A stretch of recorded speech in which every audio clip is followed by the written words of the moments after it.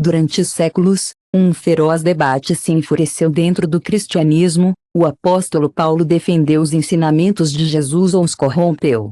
Alguns afirmam que Paulo introduziu doutrinas que divergem das palavras de Cristo, distorcendo o evangelho e levando inúmeros crentes a perder. Outros o defendem como um navio escolhido divinamente inspirado para esclarecer e expandir.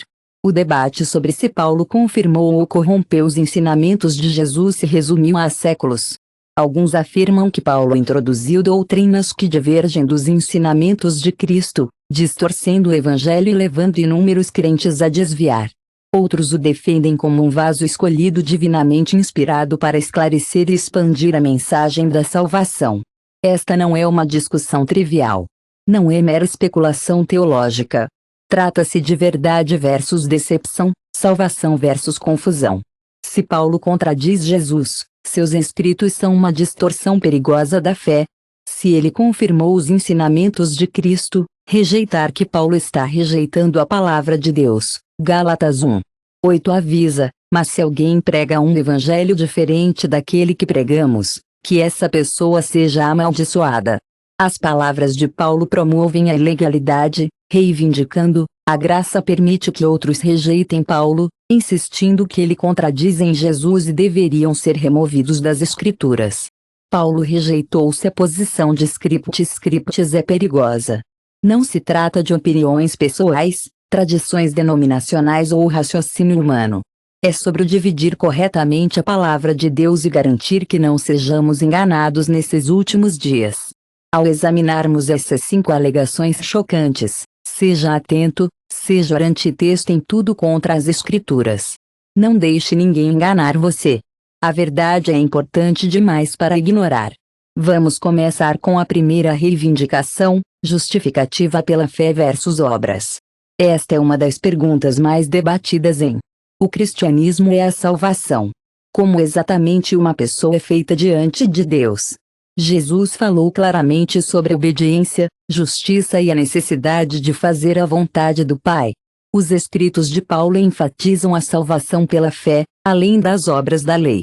Paulo contradiz Jesus, ou ele estava revelando uma verdade mais profunda que muitos não conseguem entender. Jesus fez fortes declarações sobre a necessidade de obediência.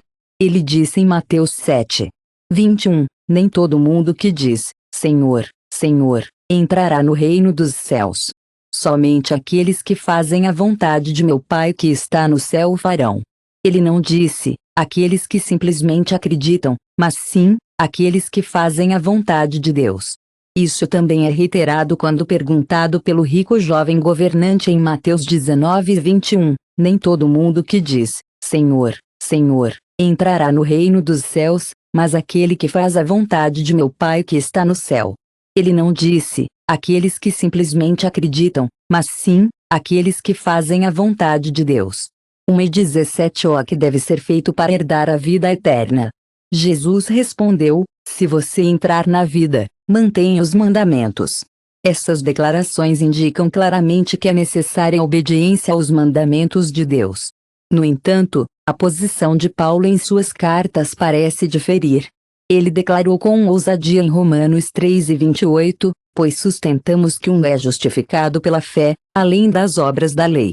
Ele elabora ainda mais em Efésios 2:8-9 afirma claramente que, pela graça, você foi salvo pela fé. Este não é o seu próprio fazer, é o dom de Deus, não resultado de trabalhos. Funciona para que ninguém possa se orgulhar. Isso parece contradizer as palavras de Jesus. Paulo apresentou uma nova doutrina que Jesus nunca ensinou. Para entender isso, devemos olhar mais profundamente o que Jesus e Paulo estavam dizendo. Jesus nunca negou a importância da fé. Ele elogiou a fé do centurião em Mateus 8. Em Lucas 7:50, Jesus disse, sua fé salvou você, vá em paz. Esta é uma declaração direta de Jesus, e mostra que a fé está sempre no centro de sua mensagem. Paulo, por outro lado, nunca ensinou essa obediência era desnecessário. Muitos tiram suas palavras fora do contexto e assumem que ele estava descartando boas obras, mas em Romanos 6:1-2 Paulo deixa claro, devemos continuar em graça, não pecado. Como podemos viver em pecado depois de morrer? Paulo nunca foi contra a obediência. Ele era contra a ideia de que as obras da lei, circuncisão, restrições alimentares e rituais, justificaram uma pessoa. Ele nunca dispensou a vida justa, mas apontou que a salvação da salvação é sozinha pela fé, mas a verdadeira fé produz obediência. Jesus e Paulo não estavam se contradizendo, eles estavam abordando diferentes aspectos da mesma verdade. Jesus, falando principalmente aos judeus que estavam profundamente enraizados na lei, enfatizou a necessidade de verdadeira justiça, que foi além da manutenção de regras externas e refletiu o coração de Deus. É por isso que ele disse em João 14,15: Se você me ama, você manterá meus mandamentos. Paulo, por outro lado, estava lidando com os gentios e convertidos judeus que estavam lutando com o legalismo. Sua ênfase estava na fonte da salvação, graça através da fé, mas ele nunca descartou as evidências dessa salvação, obediência e transformação. Tiago, o irmão de Jesus, ajuda a preencher a lacuna entre esses ensinamentos em Tiago 2:4 ele diz: você vê que uma pessoa é justificada pelas obras e não pela fé sozinha. À primeira vista, isso parece contradizer diretamente Paulo, mas, na realidade, confirma sua mensagem. Fé e obras não são forças opostas, eles são os dois lados da mesma moeda. Somente a fé salva, mas a verdadeira fé nunca está sozinha, sempre resulta em obediência. Hoje, muitas pessoas entendem mal os escritos de Paulo, exatamente como fizeram em seu tempo. Até Pedro alertou sobre isso em 2 Pedro 3:16 diz que algumas coisas na Bíblia são difíceis de entender. A torção ignorante e instável dessas passagens para sua destruição. Devemos abordar as Escrituras com discernimento. Não devemos isolar versículos, mas lê-los à luz de todo o conselho de Deus. Paulo contradiz Jesus. Não. Paulo explicou que a mensagem é clara. Alguns aspectos da lei são difíceis de compreender, e algumas pessoas as interpretam de uma maneira que causa danos. Isso ressalta a importância de se aproximar das Escrituras com discernimento, garantindo que não isolemos versículos, mas os entendamos dentro do contexto mais amplo do conselho de Deus. Ao contrário da crença popular, os ensinamentos de Paulo não estão em conflito com os ensinamentos de Jesus. Jesus já estabeleceu que a salvação vem através da fé, mas essa fé é demonstrada pela obediência. Não há conflito, é simplesmente uma revelação mais profunda do plano redentor de Deus. Aqueles que tentam colocar Jesus contra Paulo são frequentemente aqueles que rejeitam a necessidade da vida justa ou se apegam ao legalismo, perdendo a beleza e a complexidade dos ensinamentos. O verdadeiro evangelho exige fé e obediência, não um à custa do outro. Isso levanta outra questão crucial: o que Paulo ensinou sobre a lei? Ele o aboliu, ou estava simplesmente explicando sua realização em Cristo? Vamos descobrir. Paulo ensinou que a lei foi abolida, tornando-a. A lei foi abolida, tornando-a inútil para os crentes, ou foi cumprida em Cristo? Essa questão dividiu os cristãos há séculos, com alguns insistindo que Paulo negou a lei e outros argumentando que ele a confirmou. Mas o que as Escrituras realmente dizem? Paulo contradiz Jesus sobre esta questão. Jesus deixou sua posição clara em Mateus 5:17, dizendo: não pense que cheguei a abolir a lei ou os profetas. Não vim para aboli-los, mas para cumpri-los. Esta afirmação é direta. Cristo não descartou a lei, mas atendeu às suas justas exigências. Ele continuou em Mateus 5:18. Digo a verdade, até que o céu e a terra falecessem, não um iota, não um ponto, passará da lei até que tudo seja realizado. Isso é claro, a lei permanece, pelo menos em alguma capacidade. No entanto, os escritos de Paulo parecem contradizer isso. Em Romanos 6:14, ele escreve: pois o pecado não terá domínio sobre você, já que você não está sob lei, mas sob graça. Em Gálatas 3:24-2, ele acrescenta que a lei era nosso guardião até que Cristo veio para que possamos ser justificados pela fé. Agora que a fé chegou, não estamos mais sob um guardião. Muitos levam esses versículos a significar que Paulo ensinou que a lei não tem mais relevância. Paulo significou que a lei foi abolida. Ou ele estava explicando seu papel adequado na nova aliança. Para entender isso, devemos reconhecer com quem Paulo estava falando e o que ele estava abordando. Paulo ia ministrando em um momento em que os gentios estavam chegando a Cristo e houve um grande debate sobre se eles precisavam manter a lei mosaica, a circuncisão, as leis alimentares e a pureza ritual a serem salvas. Este era o coração da controvérsia. Alguns crentes judeus insistiram que manter a lei era necessária para a justificativa, mas Paulo argumentou que a justiça surge pela fé em Cristo, não ao aderir a regulamentos externos. No entanto, Paulo nunca ensinou ilegalidade em Romanos 3:31. Ele deixa claro: então, derrubamos a lei por essa fé? De maneira alguma. Defendemos a lei. Suas palavras são inequívocas: a fé não anula a lei, mas a estabelece. A questão de Paulo nunca foi com a própria lei. Foi com a falsa crença que a lei poderia justificar uma pessoa à parte da fé. A lei foi dada para revelar o pecado em Romanos 7:7. Paulo explica ainda: se não fosse pela lei, eu não teria conhecido o pecado, pois não saberia o que é cobiçar.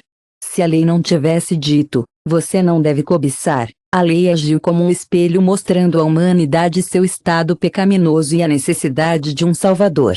Mas a lei, por si só, não tinha poder para salvar, apenas para condenar. É por isso que Jesus veio fazer o que a lei não poderia fazer. Quando Paulo fala de estar livre da lei, ele não significa livre para pecar. Em Gálatas 5:13, ele alerta enfaticamente que você foi chamado à liberdade. Irmãos, não use sua liberdade.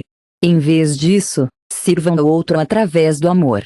Paulo estava preocupado com o fato de as pessoas estarem confiando em sua própria justiça através da manutenção da lei, e não do trabalho final de Cristo. A lei apontou para Cristo, e agora que ele veio, a justiça é encontrada nele.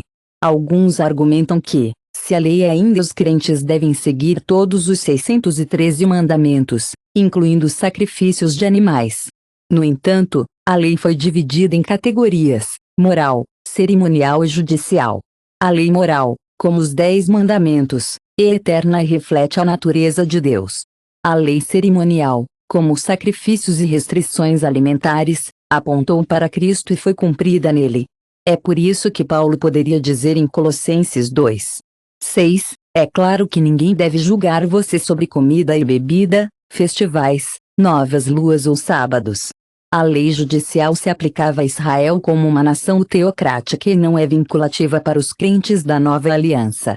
O próprio Jesus resumiu o coração da lei quando perguntado sobre o maior mandamento em Marcos 12:29-6. Portanto, não julgue ninguém sobre comida e bebida, festivais, novas luas ou sábados. Essas são as leis judiciais aplicadas a Israel como uma nação teocrática e não se aplicam aos crentes da nova aliança. O próprio Jesus resumiu o coração da lei quando perguntado sobre o maior mandamento em Marcos 12:31.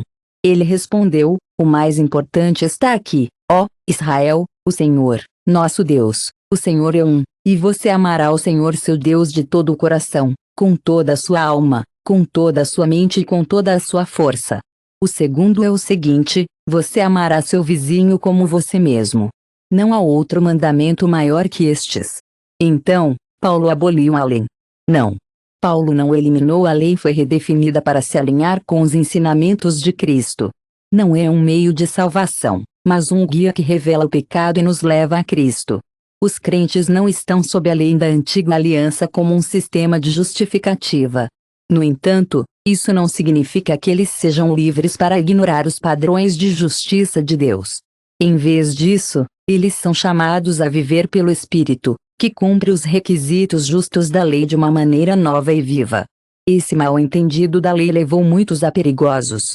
Alguns rejeitam completamente a obediência, enquanto outros se apegam ao legalismo, acreditando que devem manter os rituais do Antigo Testamento para estarem certos com Deus. Mas a verdade é clara: a lei é cumprida em Cristo, e aqueles que permanecem nele viverão naturalmente em obediência, não pela compulsão externa, mas pelo poder do Espírito Santo. Isso levanta outra questão premente: se Jesus se concentrou nas ovelhas perdidas de Israel, por que Paulo deu tanta ênfase aos gentios? Paulo pregou um evangelho diferente para um público diferente. Durante seu ministério terrestre, Jesus se concentrou principalmente nas ovelhas perdidas de Israel, enquanto as cartas de Paulo enfatizavam a salvação para os gentios. Isso sugere que eles estavam pregando dois evangelhos diferentes. Paulo apresentou um novo caminho para a salvação que diferiu do que nós ensinamos, ou há uma verdade mais profunda e unificada que une tudo? Quando Jesus enviou seus discípulos pela primeira vez, suas instruções foram claras em Mateus 10, 5-6, ele ordenou que não fossem a lugar algum entre os gentios e nenhuma cidade dos samaritanos, mas sim para a ovelha perdida da casa de Israel. Em Mateus 15:24, Jesus disse à mulher cananeita: "Fui enviado apenas para as ovelhas perdidas da casa de Israel." Essas declarações indicam claramente que a missão de Jesus era exclusivamente para o povo judeu. No entanto, isso foi uma restrição eterna ou específica. Fase do plano redentor de Deus. Jesus cumpriu as promessas feitas a Abraão, Isaque e Jacó. O Messias deveria passar pela nação de Israel, como predito em profecia. É por isso que Jesus ministrou primeiro aos judeus para cumprir o que foi falado sobre o povo da aliança. Mesmo dentro de seu ministério terrestre, havia sinais de que a salvação não se limitaria a Israel sozinha. João 10:16. Jesus declarou: "Eu tenho outras ovelhas que não são desse dobro. Devo trazê-las também, e elas ouvirão a minha voz." Então, o que se abriu, o que é o que seriam e que seriam e que seriam e que seriam e que seriam e que seriam e que seriam e que seriam e que seriam e que seriam e que seriam e que seriam o que seriam. Os gentios em Romanos 11:13 ele diz: "Estou falando com vocês, tanto quanto eu sou um apóstolo dos gentios", e amplia meu ministério. A promessa de Deus a Abraão era que todas as nações seriam abençoadas através de sua semente. Paulo deixa isso claro em Romanos 1:16 dizendo: "Não tenho vergonha do evangelho, pois é o poder de Deus para a salvação para todos que acreditam, ao judeu primeiro e também ao grego." A frase "para o judeu primeiro" mostra que a ordem de Deus de salvação era intencional. A missão de Jesus começou com Israel e, após sua ressurreição, a mensagem se espalhou para os gentios. A igreja primitiva em Jerusalém, liderada por Pedro, inicialmente se concentrou nos crentes judeus porque a missão de Jesus começou com Israel e a mensagem se espalhou para os gentios pelos apóstolos. Paulo foi chamado mais tarde para alcançar os gentios, mas nunca pregou um evangelho diferente do que Jesus. Sua mensagem era a continuação do que Jesus já havia começado em Efésios 2, a decisão dos apóstolos de priorizar os crentes judeus enquanto Paulo era chamado para alcançar os gentios foi uma jogada estratégica.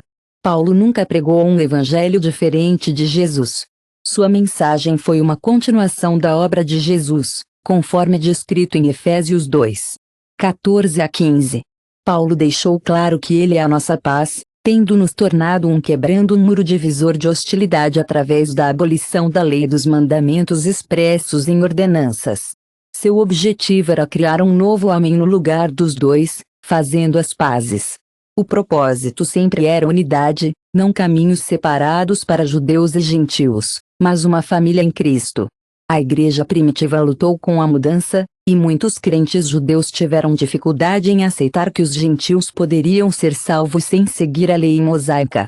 É por isso que Pedro teve sua visão em Atos 10, Deus deixou claro para Pedro: as coisas que Deus fez limpo não deve ser chamado de comum.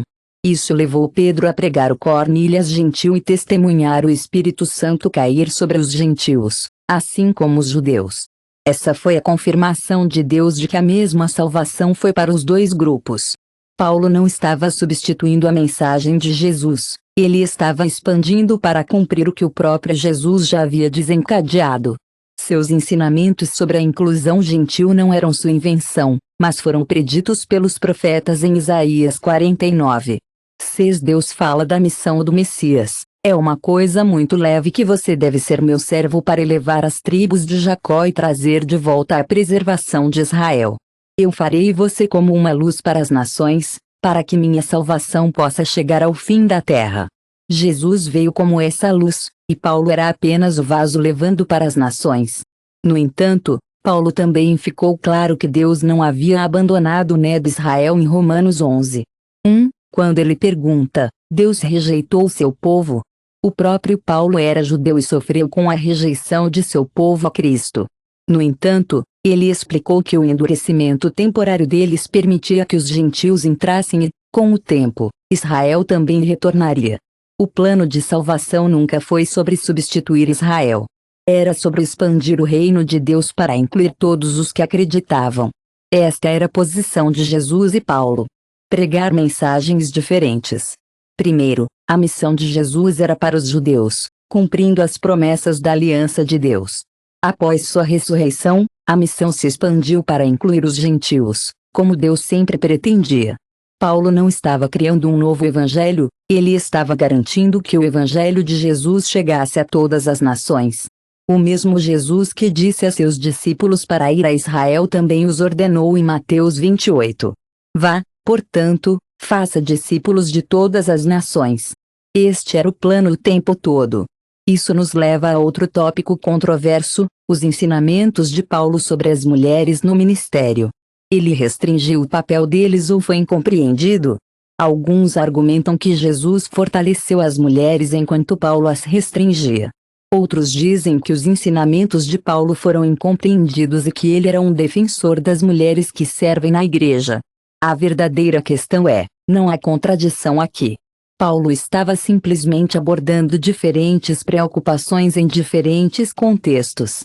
Quando examinamos o ministério de Jesus, uma coisa é inegavelmente clara: ele elevou as mulheres de maneira radical para o seu tempo. Em uma cultura em que as mulheres eram frequentemente vistas como cidadãos de segunda classe, Jesus as tratou com dignidade e lhes deu voz. Um dos exemplos mais impressionantes é encontrado em Lucas 10, 39 a 42, Maria, irmã de Marta, fica aos pés de Jesus como um discípulo aprendendo com ele. Isso era inédito na sociedade judaica, onde as mulheres normalmente não receberam instrução religiosa formal. No entanto, Jesus elogiou Maria por escolher a boa parte e se recusou a mandá-la de volta para a cozinha como Marta esperava. Outro momento poderoso ocorre em João 4, 7 a 30, quando Jesus se envolve em uma profunda discussão teológica com a mulher samaritana no poço. Ele não apenas revela sua identidade como Messias para ela, mas ela se torna a primeira evangelista, correndo de volta à sua aldeia para contar aos outros sobre ele. Ao fazer isso, Jesus mostra que a mensagem do Evangelho não é limitada por gênero. Após sua ressurreição, Jesus escolheu aparecer primeiro às mulheres em Mateus 28, 9 a 10, Maria Madalena e a outra Maria são as primeiras a ver o Cristo ressuscitado, e ele os ordena a ir e contar a seus discípulos. Isso foi inovador. Nessa cultura, o testemunho das mulheres não era altamente considerado. No entanto, Jesus lhes confiou a primeira proclamação de sua ressurreição. Dado tudo isso, fica claro que Jesus valorizou as mulheres e as incluiu em seu ministério de maneiras que contestaram as normas da época. No entanto, os escritos de Paulo contêm declarações que parecem contradizer isso. Em 1 Coríntios 14, 34 a 35, Paulo afirma claramente que as mulheres devem permanecer em silêncio na igreja, pois não podem falar. Eles devem estar em submissão, como diz a lei. Se houver algo que eles desejam aprender, eles devem pedir aos maridos em casa. É vergonhoso para uma mulher falar na igreja. Da mesma forma, em 1 Timóteo 2, 34 a 35, Paulo afirma claramente que as mulheres devem permanecer em silêncio na igreja, pois não podem falar. Eles deveriam estar subindo, como diz a lei. Se houver algo que eles desejam aprender, eles devem pedir aos maridos em casa. É vergonhoso para uma mulher falar na igreja. Da mesma forma, em 1 Timóteo 2 e 12, ele diz: não permito que uma mulher ensine ou exerça autoridade sobre um homem, ela deve permanecer quieta. Estas passagens foram usadas há séculos para argumentar que Paulo se opôs às mulheres no ministério. Mas esse é o caso. Ou ele estava abordando questões específicas dentro da igreja primitiva. Para entender a posição de Paulo, devemos primeiro reconhecer que ele não estava falando no vácuo. A igreja primitiva estava navegando em novos desafios culturais e teológicos, e Paulo estava lidando com desordem na igreja. As reuniões em Corinto, por exemplo, foram caóticas. As pessoas falavam em línguas, profetizavam e conversavam um sobre o outro. É por isso que Paulo gasta muito de 1 Coríntios 14 discutindo a necessidade de ordem em adoração. O comando para que as mulheres fiquem em silêncio deve ser entendido nesse contexto.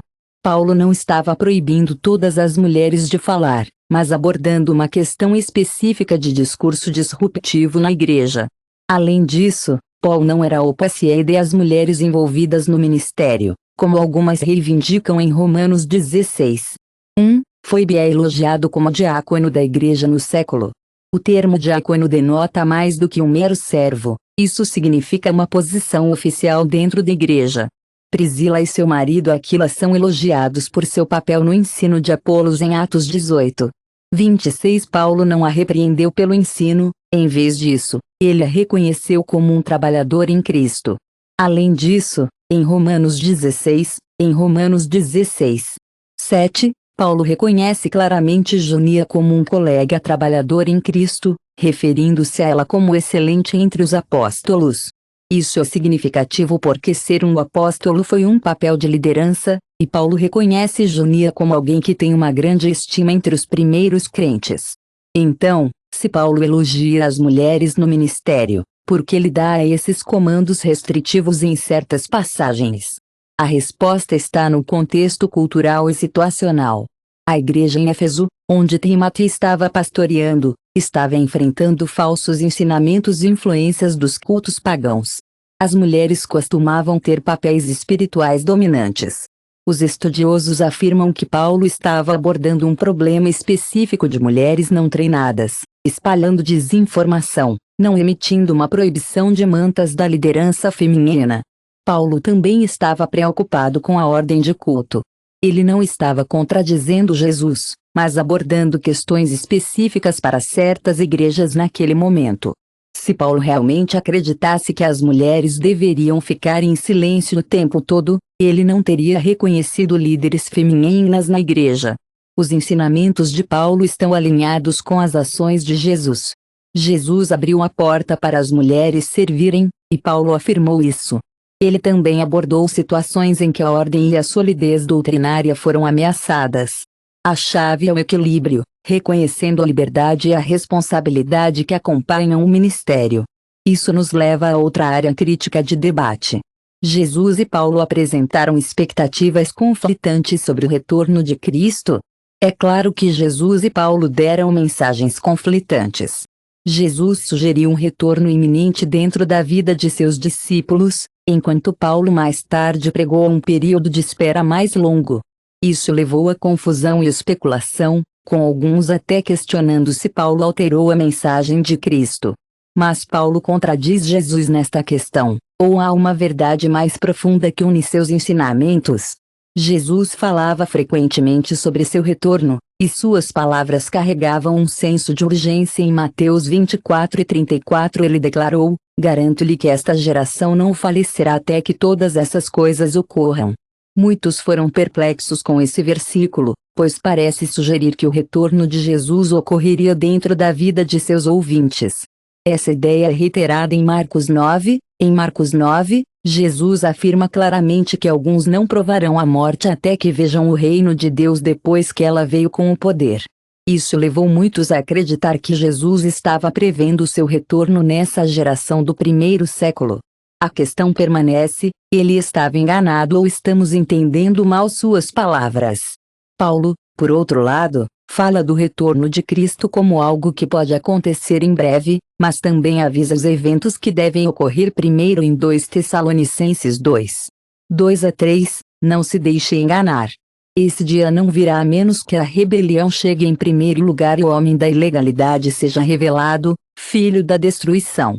Ao contrário daqueles que assumem que Jesus ensinou um retorno imediato, Paulo indica claramente um atraso, um período em que a apostasia crescerá e certos eventos proféticos devem se desdobrar. Paulo mudou a linha do tempo. Ele se estendeu ao que Jesus ensinou a se encaixar em uma nova narrativa, ou a mensagem de Jesus era sempre destinada a ser entendida em um sentido profético mais amplo. Para desvendar isso, devemos olhar mais profundamente o que Jesus disse em Mateus 24, 6-8. Jesus alerta claramente sobre guerras e rumores de guerra. Não se assuste, pois isso deve ocorrer, mas o fim ainda não está. As nações se levarão contra nações e reinos contra os reinos, e haverá fome e terremotos em vários lugares. Estas são as dores nascidas. O próprio Jesus fala de um processo, não um evento instantâneo. Ele alerta que as tribulações virão, mas elas não significam necessariamente que o fim seja imediato. Além disso, em Lucas 21, 4 Jesus descreve claramente como Jerusalém será pisoteada sob os gentios até que os tempos dos gentios sejam cumpridos. Esta afirmação sugere inconfundivelmente um período mais longo antes da restauração completa, que Paulo também aborda em Romanos 11. Jesus afirma claramente que Jerusalém será pisoteada sob os pés pelos gentios até os tempos de os gentios são cumpridos. Isso indica um período significativo antes da restauração completa, que Paulo também discute em Romanos 11. Eu não quero que você não tenha conhecimento desse mistério, irmãos. Um endurecimento parcial chegou a Israel até que a plenitude dos gentios chegasse. Esse alinhamento entre Jesus e Paulo demonstra que ambos reconheceram uma sequência profética em vez de um retorno imediato. O cerco romano de Jerusalém foi um dos eventos mais catastróficos da história judaica, cumprindo muitos dos avisos que Jesus deu em Mateus 24. No entanto, essa não foi a segunda vinda final. Pelo contrário, foi um prenúncio da maior realização ainda por vir. Os escritos de Paulo não negam as palavras de Jesus. Eles esclarecem a dupla natureza da profecia, eventos que ocorrem como precursores e aqueles que levam ao cumprimento final. É por isso que, nos 1 Tessalonicenses 4,16, Paulo declara com confiança que o próprio Senhor descerá do céu com um grito de comando, a voz de um arcanjo e o som da trombeta de Deus. Ele não apresenta um retorno diferente de Cristo, ele apresenta um retorno que se alinha com a descrição de Jesus em Mateus 24,30, onde diz: Então aparecerá no céu um sinal do Filho do Homem, e todas as tribos da terra lamentarão. Eles verão o Filho do Homem entrando nas nuvens do céu com poder e grande glória. Jesus e Paulo não estavam falando em oposição. Jesus, durante seu ministério terrestre, alertou sobre o julgamento iminente sobre Israel enquanto também aponta para seu retorno futuro. Paulo continuou esta mensagem, enfatizando a preparação e a resistência são fundamentais, não a configuração de data. A profecia bíblica geralmente se desenrola em camadas, com satisfação quase que prenuncia eventos futuros maiores. Jesus e Paulo estavam falando do mesmo retorno, apenas de diferentes perspectivas. Jesus lançou o fundamento, e Paulo esclareceu como os crentes deveriam viver enquanto esperava aquele dia. Os ensinamentos não foram sobre atrasar o retorno de Cristo, eles eram sobre garantir que a igreja estivesse espiritualmente preparada para isso, não importava quando ocorreu. Isso nos leva a concluir que Paulo estava em harmonia com Jesus. Quaisquer reivindicações de contradição são inválidas. Depois de examinar essas 5 reivindicações controversas, fica claro que Paulo não contradiz Jesus. Ele esclareceu: a mensagem que o próprio Jesus pregou foi expandido e reforçado. A confusão não surge dos escritos de Paulo. Surge de interpretações errôneas, leituras seletivas e o fracasso em entender o contexto de suas cartas. Jesus pregou a salvação através da fé. Ele também pediu obediência. Paulo declarou justificativa pela graça. Ele enfatizou que a verdadeira fé produz uma vida transformada. Jesus confirmou a lei enquanto a cumpre. A mensagem que o próprio Jesus pregou foi expandido e reforçado. A confusão não surge dos escritos de Paulo. Surge de interpretações errôneas, leituras seletivas e o fracasso em entender o contexto de suas cartas. Jesus pregou a salvação através da fé. Ele também pediu obediência. Paulo declarou justificativa pela graça. Ele enfatizou que a verdadeira fé produz uma vida transformada. Jesus confirmou a lei enquanto a cumpre. Paulo nunca aboliu isso. Ele simplesmente ensinou que a lei apontou para Cristo. Jesus começou seu ministério entre os judeus. Paulo levou para os gentios. Ele fez exatamente como Deus pretendia desde o início. Paulo não estava apresentando sua própria doutrina. Ele estava reforçando a verdade que Cristo já havia revelado. O verdadeiro perigo não são os escritos de Paulo. É a distorção da história. Os falsos professores distorceram as palavras de Paulo. Alguns os usaram para justificar a ilegalidade, enquanto outros os rejeitaram completamente. Mas a verdade permanece: Paulo era um servo de Cristo, um vaso escolhido para levar o Evangelho ao mundo, e seus ensinamentos se alinham com as próprias palavras de Jesus. É por isso que o discernimento é crítico. Não devemos ser influenciados por argumentos enganosos, nem devemos construir a doutrina em versos isolados. É claro que a Bíblia não se contradiz. Quaisquer contradições são o resultado de mal-entendidos humanos. Devemos permanecer firmes na verdade, buscar a sabedoria e nunca permitir que o engano nos afaste do Evangelho. Somos chamados a estudar, orar e permanecer vigilantes porque nos últimos dias, muitos distorcerão a palavra de Deus. Seus próprios propósitos estão em jogo, mas aqueles que estão enraizados na verdade não serão abalados. Se você achou esse ensino perspicaz, assine este canal e ative as notificações para nunca perder outra lição poderosa. Compartilhe este vídeo com outras pessoas que podem ter dúvidas e vamos continuar espalhando a verdade bíblica sem comprometer. Obrigado por assistir e que você permaneça firme na palavra. Vejo você no próximo vídeo.